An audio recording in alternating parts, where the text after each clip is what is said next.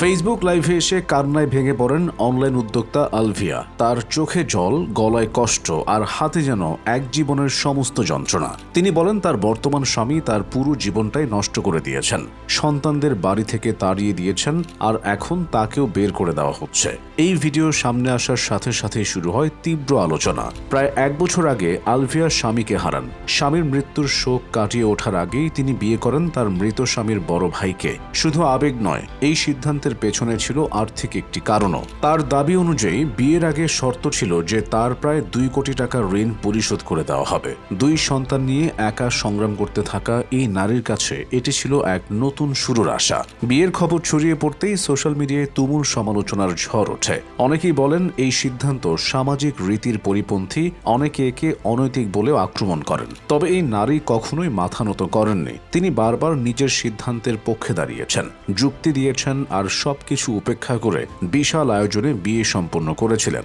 সংসার শুরু হওয়ার কিছুদিন পরই বদলে যেতে থাকে সবকিছু। প্রতিশ্রুতি অনুযায়ী ঋণ পরিশোধ তো হয়নি, বরং প্রতিদিন নতুন নতুন সমস্যার জন্ম নিতে থাকে। তিনি অভিযোগ করেন সন্তানদের প্রতি দায়িত্ব পালনে চরম উদাসীনতা দেখানো হয়েছে, এমনকি সন্তানদের সাধারণ চিকিৎসার খরচ পর্যন্ত দেওয়া হয়নি। যখনই তিনি এইসব নিয়ে প্রশ্ন তুলতেন তখনই শুরু হতো মানসিক নির্যাতন। সবচেয়ে কষ্টের কথাটা তিনি বলেছেন কাঁদতে কাঁদতে।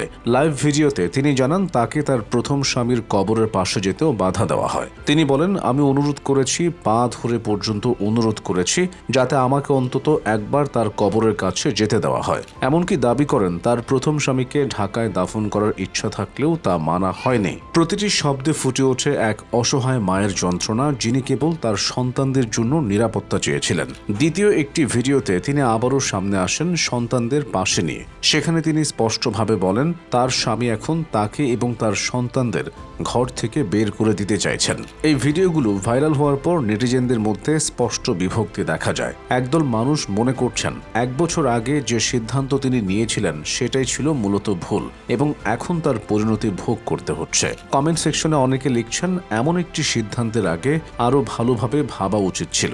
তাদের মতে আবেগ আর আর্থিক সংকট মিলিয়ে নেওয়া এই সিদ্ধান্তের পরিণতি ভোগ করতে হচ্ছে আজ। অন্য দল মনে করছেন অতীতে যা হয়েছে তা যাই হোক না কেন, বর্তমানে একজন মা এবং তার সন্তানদের উপর হওয়া এই আচরণ মেনে নেওয়ার মতো নয়। তাদের যুক্তি, অতীতের সিদ্ধান্ত নিয়ে বিচার করার আগে বর্তমান পরিস্থিতিতে 2টি শিশুর সুরক্ষা নিশ্চিত করাই সবচেয়ে জরুরি। তারা তাকে লড়াই চালিয়ে যাওয়ার পরামর্শ দিচ্ছেন এবং পাশে থাকার আশ্বাস দিচ্ছেন।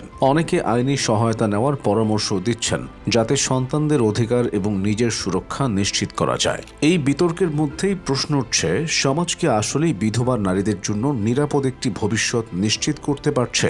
অর্থনৈতিক সংকট, সামাজিক চাপ আর পরিবারের প্রত্যাশার মাঝে পড়ে কত নারী এমন কঠিন সিদ্ধান্ত নিতে বাধ্য হন তা নিয়েও আলোচনা শুরু হয়েছে বিভিন্ন মহলে।